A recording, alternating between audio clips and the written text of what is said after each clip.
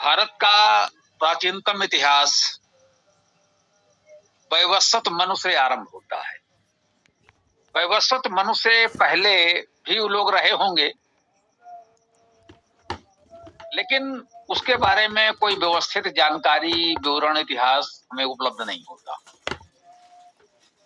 भारतीय साहित्य में दृढ़ता से मान्यता है कि हमारे पहले राजा वैवस्वत मनु हुए और वहीं से मनुवंश, सूर्यवंश जो भी कह लीजिए आरंभ होता है। इक्ष्वाकु वंश भी वही कहा गया। वैवस्वत मनु के पुत्र इक्ष्वाकु थे, उसे इक्ष्वाकु वंश भी कहा जाता है। किसी वंश में ककुस्थ हुए तो काकुस्थ वंश भी कहा जाता है। राम को काकुस्थ कहा गया है। इसी वंश में आगे चलकर राम भी हुए। तो कल इसके एक सामान्य रूपरेखा हम लोगों ने प्रस्तुत की थी कि इस सूर्यवंश की या वैवस्वत मनु के वंश की लगभग 125 पीढ़ियों का इतिहास हमारे पास उपलब्ध है। अब वैवस्वत मनु को यदि देखें तो विवस्वान सूर्य के पुत्र हैं, इसलिए वैवस्वत मनु कहलाते हैं। एक तो ये पहले राजा हैं। समाज में जो अराजकता की स्थिति थी तो लोगों ने इनसे अनुरोध किया कि भाई आप राजदंड संभालें, आप राजा बने, हम आपको राजा चुनते हैं और आप व्यवस्था संभालें। तो वैवस्वत मनु पहले राजा बने। इस ऐतिहासिक दृष्टि से एक बहुत बड़ा महत्व मनु का यह भी है कि मनु के समय में जल प्रलय हुई थी। अब जब जल प्रलय हुई उससे पहले ही मनु को राजा बनाया जा चुका था, या जल प्रलय के पश्चात कुछ और अधिक अराजकता हो गई तब लोगों ने मनु को राजा बनाया। यह खोज का, शोध का विषय हो सकता है। मनु पहले राजा थे ये निश्चित है। जल प्रलय मनु के जीवन से जुड़ा हुआ है ये भी निश्चित है। जल प्रलय के विषय में जो धुंधला सा उल्लेख, जानकारी मिलती है, यूं कहें कि अति प्राचीन काल का जो इतिहास है वो बहुत कुछ कल्पनाओं में लिपटा हुआ होता है।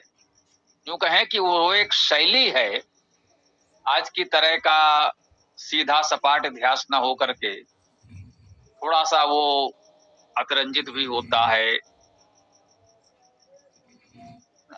चमत्कारिक भी होता है, लेकिन थोड़ा सा विचार करें तो सत्य सामने आ जाता है।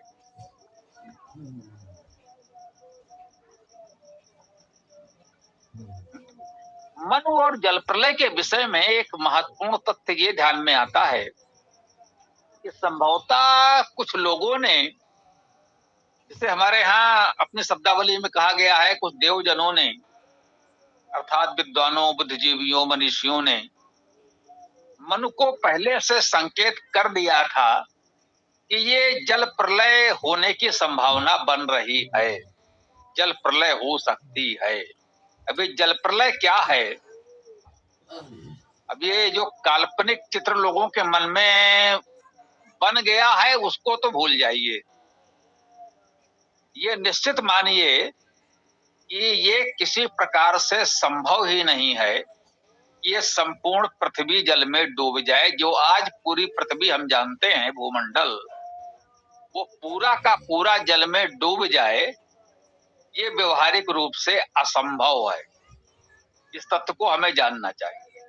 अब ये जल प्रलय क्या है? जल प्रलय निश्चित रूप से यूं माने कि बहुत बड़ी बाढ़ है, भयावह वर्षा हुई। ये उल्लेख सभी प्राचीन संस्कृतियों में मिलता है कि लगभग 7 दिनों तक दिन रात भयावह वर्षा हुई। अभी भी कई बार बहुत अधिक वर्षा होती है तो चारों ओर बाढ़ बाढ़ हो जाती है और एक चिंताजनक स्थिति उत्पन्न हो जाती है। उस समय तो इतने साधन भी नहीं थे लोगों को बचाने के, सुरक्षा के उपाय। तो ये प्राचीन ग्रंथों में, सभी प्राचीन संस्कृतियों में उल्लेख मिलता है सभी प्राचीन संस्कृतियों को यूं भी मान लें कि भारत, ईरान, इराक या कह लें प्राचीन यहूदी संस्कृति, उन्हीं यहूदियों से ये तथ्य ईसाइयों और मुसलमानों की परंपरा में भी आ गया कि 7 दिनों तक भयावह वर्षा हुई और कहें एक बड़ा क्षेत्र, उस समय के लोग जितना कुछ जान समझ सकते थे, जहां भी रह रहे थे, मनु, उनके साथी, समाज आदि जहां भी थे ये लोग, तो मान ले जहां जहां तक ये देख समझ जान सकते थे उस समय की परिस्थितियों में साधनों के अनुसार, तो मान लीजिए दूर दूर तक बहुत बड़ी भयावह बाढ़ की स्थिति थी। 7 दिन रात लगातार वर्षा होती है और चारों ओर पानी ही पानी दिखने लगता है और कुछ बचता नहीं है। एक प्रकार से ऐसी कोई भूमि नहीं दिख रही है जिसे आप कह सकें सूखा स्थल है जहां वो लोग सुरक्षित रह सके। तो जो कहते हैं कि पहले से उन्हें चेतावनी दे दी गई थी, कुछ लोगों ने अनुमान लगाया था। अब उस समय की स्थिति के अनुसार किसी ने कुछ भी देखा समझा, कुछ देवजनों विद्वानों ने ये अनुमान लगाया और मन को बताया कि ऐसी स्थिति बन सकती है, तो इसके लिए अपनी सुरक्षा के कुछ उपाय किए जाएं। तो ऐसे में और क्या उपाय हो सकता था? लोगों ने एक नाव बनाई। उस समय की स्थिति में यही संभव था कि जो संसाधन उपलब्ध थे उस वर्षा बाढ़ से पहले नाव तैयार कर ली गई। अब देखिए, एक नाव की बात की जा रही है तो ये कल्पना कर सकते हैं कि ऐसा तो नहीं है कि एक ही नाव बनाई गई होगी, बहुत लोग होंगे। तो एक नाव प्रतीक कहा जा रहा है कि उस जल प्रलय से, बाढ़ से बचने के लिए नाव तैयार की गई। उसमें यही उपाय समझ में आया कि हम लोग नाव बना लें यदि, और उस नाव में बैठ जाएं, तो जब बाढ़ आएगी, पानी भरेगा, तो पानी के ऊपर हम नाव में तैरते रह सकते हैं। ये तो निश्चित है कि बाढ़ आएगी तो कुछ दिन रहेगी, उसके बाद पानी उतरेगा भी। ऐसा तो नहीं कि अनंत काल तक बाढ़ बनी रहेगी, ये तो स्वाभाविक है। इतना तो अनुभव से लोग जानते ही थे। तो हुआ कि नाव में हम लोग बैठ जाएं, तो कुछ दिनों तक यदि ये स्थिति रहेगी, नाव में भी बैठे रहेंगे, कुछ भोजन आदि की व्यवस्था कर लेंगे, ठीक है, जैसा भी होगा, प्राण बच सकते हैं। तो कहते हैं भाई नाव बनाई गई, नाव में लोग बैठे, जो भी साधन सामग्री संभव थी नाव में रख ली गई जीवन रक्षा के लिए। और प्रयास किया गया कि नाव को कुछ ऊंचे स्थानों की ओर ले चला जाए। ऊंचे स्थान का अर्थ मान लीजिए पहाड़। जिस क्षेत्र में ये लोग थे निकट पहाड़ रहा हो, ऐसा उल्लेख मिलता है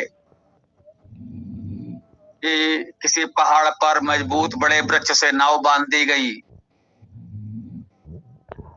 उस नाव में लोग सुरक्षित रहे। जब ये बाढ़ का पानी उतरा, जल प्रलय घटी, जल स्तर घटा, भूमि दिखाई पड़ी, धीरे धीरे जनजीवन कुछ सामान्य सा होने लगा। तो मनु के जीवन की ये बहुत बड़ी घटना है, जल प्रलय भी। स्वाभाविक है, ऐसा ही कहा कि उस समय बहुत बचाव के उपाय तो नहीं किए जा सकते थे, नाव आदि के साधन से, या कुछ लोग पर्वतों के उच्च शिखरों पर पहुंच गए हों, इतस्ततः इधर उधर कुछ लोग बच पाए, अधिकांश लोग नष्ट हो गए, मनुष्य या अन्य पशु प्राणी रहे होंगे, व्यापक विनाश हुआ। अब यहाँ वहां जो लोग बचे थे जैसे तैसे कहीं एकत्र हुए, एक व्यवस्था बनी, मन उनके राजा हैं। उस बिल्कुल ऐसे लुटे पिटे विध्वंस हुए उस समाज, उस जनजीवन के मनु राजा हैं। जो भी दूर दराज यहाँ वहां कुछ लोग बच गए, कुछ अलग अलग संस्कृतियों के भी रहे होंगे, उनके बीच व्यवस्था स्थापित करनी थी। तो उन परिस्थितियों में जो संभव था, मनु ने कुछ व्यवस्थाएं स्थापित की कि भाई समाज में सभी प्रकार के कार्यों की आवश्यकता होगी, नए सिरे से समाज को बनाना है। पुराना जो कुछ थोड़ी बहुत सभ्यता थी वो नष्ट हो चुकी। इस भयावह बाढ़ प्रलय के पश्चात एक व्यवस्था बनानी है। तो लोगों के सहयोग से एक व्यवस्था बनाई कि भाई जो जो कार्य को कर सकता हो अपने अपने कार्य व्यवहार को संभालिए, अपने अपने कार्य जो कर सकते हो समाज के लिए। बहुत प्रकार की व्यवस्थाओं की आवश्यकता है। एक तरह से समाज का पुनर्निर्माण करना है, सब कुछ नष्ट हो चुका है, तो जो जो कुछ कर सकता हो करे। कहते हैं मनु के 10 पुत्र थे। वैवस्वत मनु के 10 पुत्र थे। 10 पुत्र एक कार्य में नहीं लगे। 10 पुत्रों में किसी ने व्यवस्था बनाने में मनु का सहयोग किया, हिंसक पशुओं से या वैसे दुष्ट जनों से सुरक्षा के कार्य में हाथ बटाया। आज की भाषा में कह लीजिए छत्री हुआ। पुराण ऐसे ही कहते हैं, भाई वो छत्री हो गया। उनका कोई पुत्र वैश्य हो गया। आज की शब्दावली में कह लीजिए उस समय की स्थिति क्या थी। इस बिखरे हुए समाज में व्यवस्था पहुंचानी थी, लोगों के लिए भोजन सामग्री आदि यहाँ वहां पहुंचाओ। तो एक कार्य ये भी महत्वपूर्ण था कि जो कुछ यहाँ वहां कुछ सामग्री मिल सके उसको उचित प्रकार से भंडारण किया जाए, एकत्र किया जाए और जिन्हें आवश्यकता है उन तक उसे पहुंचाया जाए। तो ये जो सामग्री के उत्पादन, भंडारण और वितरण का कार्य था, ये मनु ने अपने किसी पुत्र को दायित्व सौंपा कि भाई तुम ये देखो। पुराण कहते हैं वो वैश्य हो गया। ऐसे ही मनु के कोई पुत्र शूद्र हो गए। उन्होंने प्रशासन की इस प्रकार की अन्य व्यवस्थाएं संभाली। इसका उल्लेख पुराण बहुत स्पष्ट रूप से करते हैं कि मनु के 10 पुत्रों ने अलग अलग कार्य व्यवसाय अपनाए। वो कहें कि मनु के पास जब समाज की व्यवस्था का दायित्व था तो स्वाभाविक है सबसे पहले अपने पुत्रों को ही कार्य पर लगाया। भाई जब अपने स्वयं करेंगे तब तो दूसरों से कहने का नैतिक अधिकार बनेगा।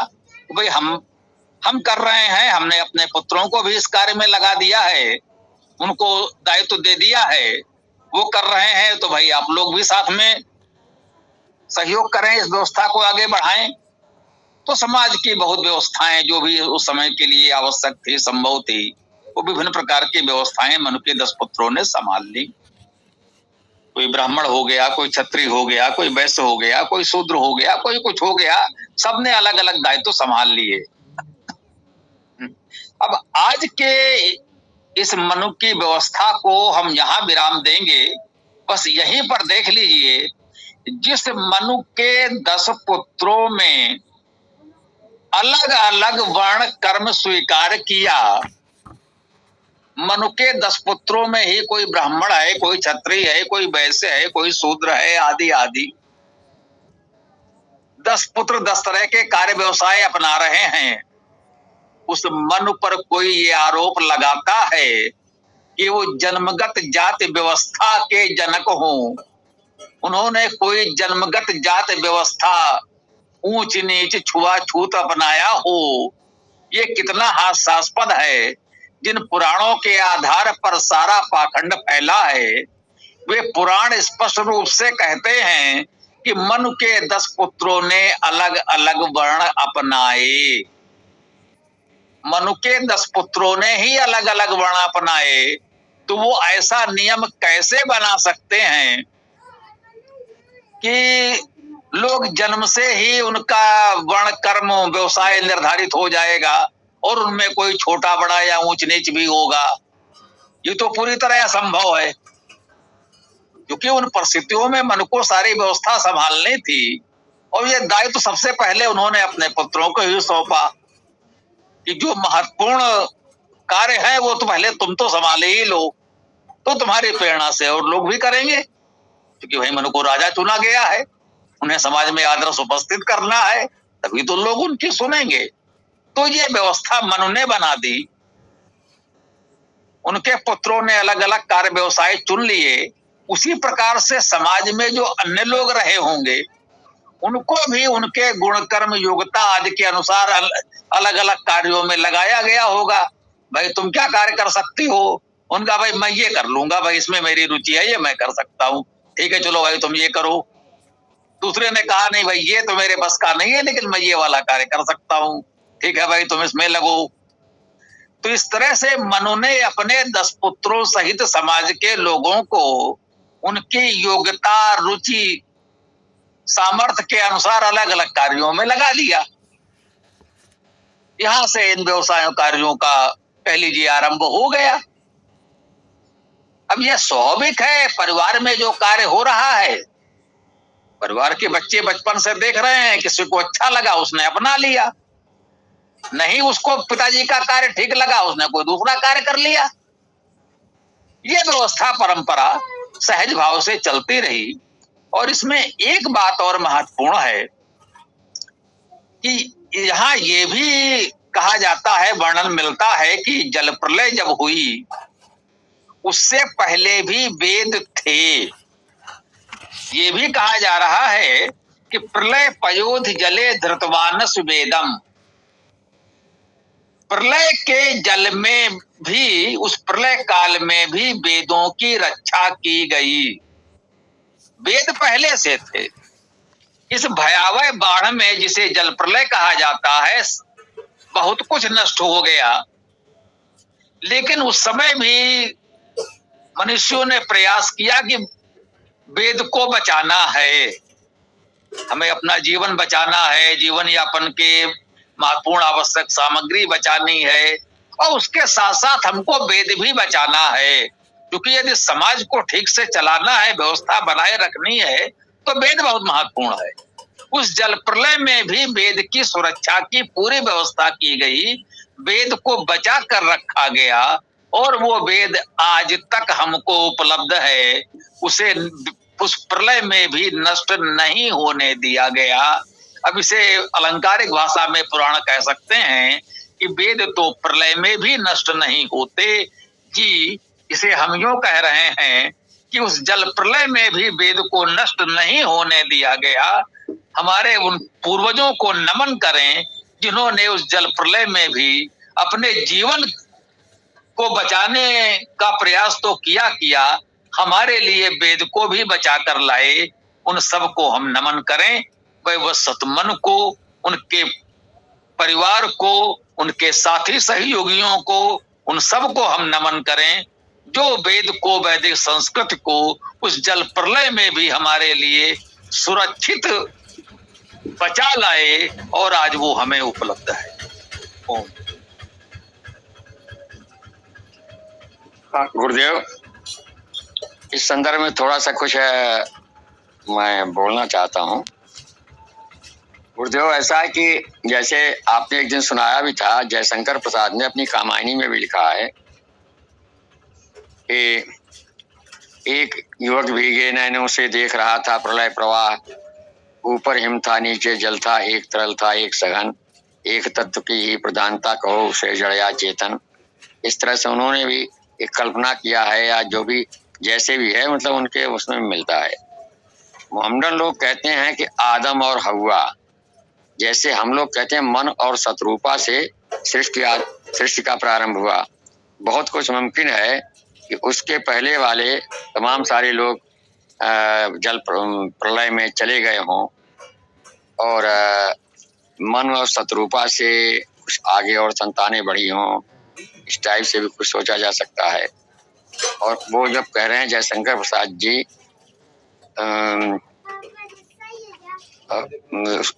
उत्तुंग शिखर पर बैठ शिला की शीतल छां, एक युवक भीगे नैनों से देख रहा था प्रलय प्रवाह। मतलब कोई शिखर पर कोई एक युवक बैठा था और वो भीगे नैनों से प्रलय प्रवाह देख रहा था। तो प्रलय तो हुआ, और इसके और मन शत्रुपा के पहले का कोई जिक्र तो आता नहीं है, मतलब मैंने नहीं पढ़ा है, हो सकता है कहीं हो। और जो आपने भी थोड़ा सा दिन गाइड किया था, बतलाया था, इसी तरह से स्वामी अलगड़ानंद जी ने एक मरकंड रेसुका मार्कंडे जी का संदर्भ दिया अपनी गीता में कि उनने भी जल प्रलय देखा था, लेकिन वो अपने हृदय में देखा था। उसका तमाम सारा वर्णन है कि अपने हृदय में देखा था, बाहर का नहीं था। और चौथे अध्याय में, गीता के चौथे अध्याय में उन्होंने कहा कि भगवान ने, परमात्मा ने ये गीता का ज्ञान पहले, सबसे पहले सूर्य को दिया, सूर्य ने अपने पुत्र मन को दिया, मन ने अपने पुत्र इक्ष्वाकु को दिया। तो ये तो उनका एक आध्यात्मिक स्वरूप एक अलग है, लेकिन मनु शत्रुपा और वैवस्वत मनु सूर्य, ये उन्होंने गीता में चौथे अध्याय में दिया है, पहले श्लोक में ही। तो ये तो अब हम लोग तो बहुत ज्यादा जानते नहीं, लेकिन जो पढ़ते लिखते हैं उसी में थोड़ा सा ऐसा जिक्र है कि प्रलय तो हुआ और मनु शत्रुपा पहले ही थे, और सूर्य का भी जिक्र आता है। धन्यवाद गुरुदेव, आगे आप जो बताएं सो और देखा जाएगा।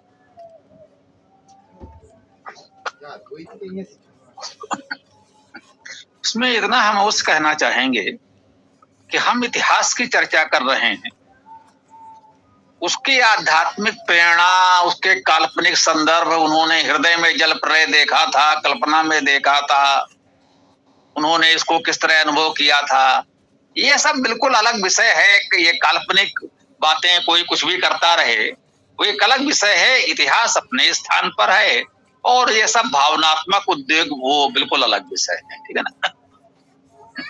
ऐतिहासिक संदर्भों को लोग अलग अलग तरीके से आध्यात्मिक व्याख्या कर सकते हैं, नैतिक व्याख्या कर सकते हैं, वो अलग विषय होना चाहिए। हम ये कहेंगे इन सबको आपस में मिलाना नहीं चाहिए।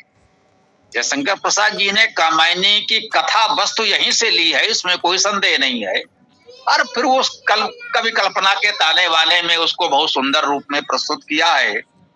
हिमगिर के उत्तुंग शिखर पर बैठ शिला की शीतल छां, एक पुरुष भीगे नैनों से देख रहा था प्रलय प्रवाह, नीचे जल था ऊपर हिम था, एक तरल था एक सघन, एक तत्व की ही प्रधानता, कहो उसे जड़ या चेतन।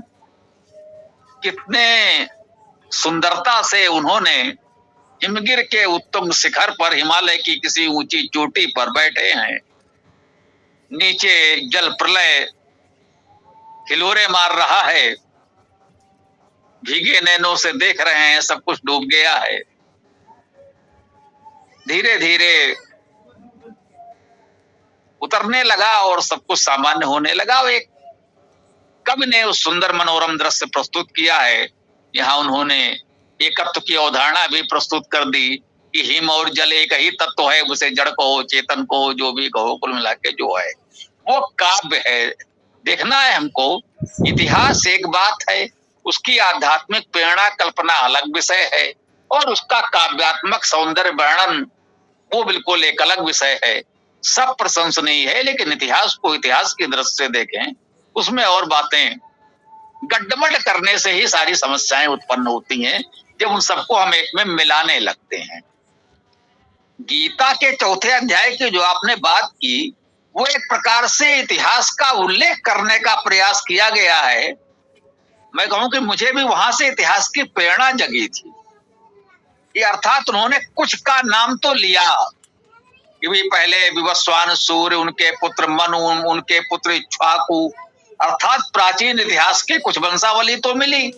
उस समय बचपन की बात है, बचपन में जब मैंने ये पढ़ा तो मेरे मन में ये आया कि हो सकता है किसी और पुस्तक में कहीं और ये संदर्भ मिला कि भाई इक्ष्वाक का पुत्र, तो उसको लिख लिया जाए। तो यदि इस तरह से हम विभिन्न ग्रंथों में मिलने वाले संदर्भ को जोड़ते रहें तो कुछ इतिहास की रूपरेखा बन सकती है। ये बचपन की बात है।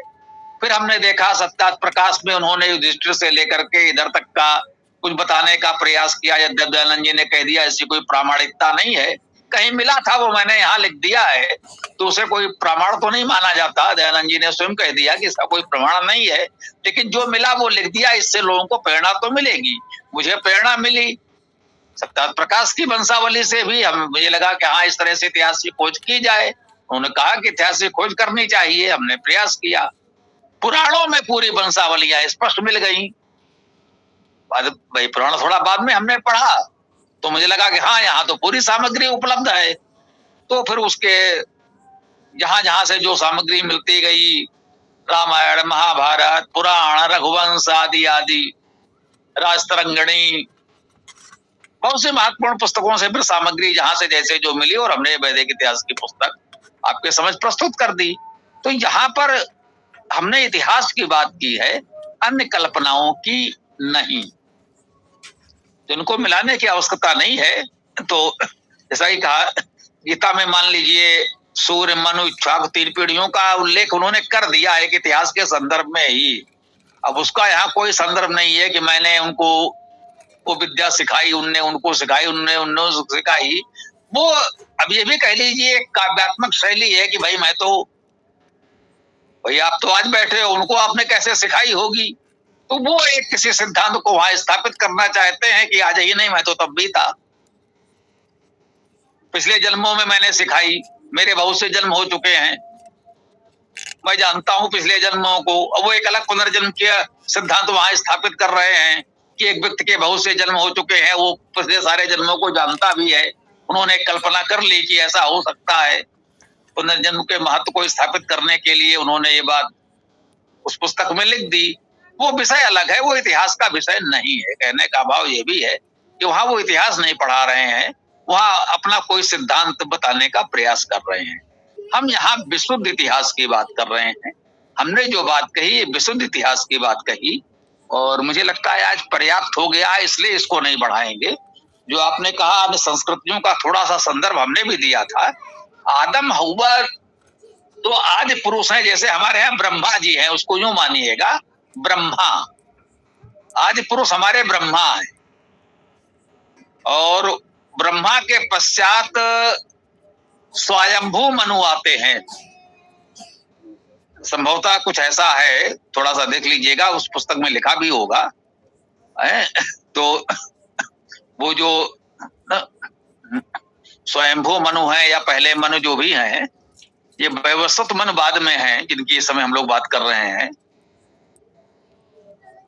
मनु के उस स्वयंभू मनु के पुत्र विराट हैं, फिर मरीच हैं, फिर कश्यप हैं, फिर कहते हैं कश्यपस इमे प्रजा, कश्यप की सभी संतानें हैं।